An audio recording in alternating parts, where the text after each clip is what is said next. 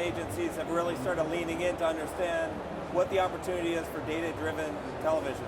We started having some preliminary conversations with some of the UK broadcasters that are also trying to understand how they can monetize their linear TV, and at the same time, the agencies and brand marketplace are trying to figure out how they can start building linear television in their programmatic businesses.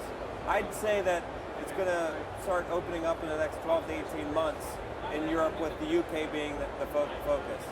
So we at TubeMogul, we have for the last 2 years, I think, been in a really strong position helping build the linear data-driven TV marketplace out of the US. And we've been seeing some great strides there, seeing adoption much more quickly than we had even anticipated.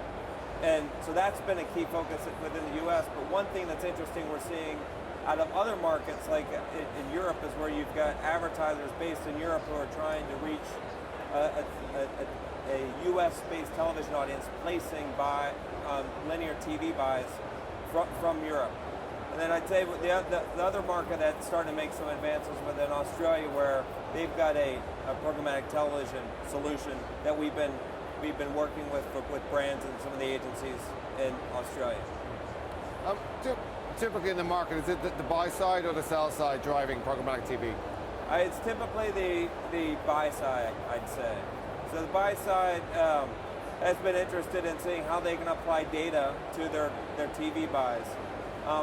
The sell side has been adapting, but what they've been doing is essentially using programmatic TV as a way to monetize their inventory. But they're in a really strong position from controlling the supply. But they see it as an opportunity to offer compelling audience-based TV solutions to the advertisers and agencies.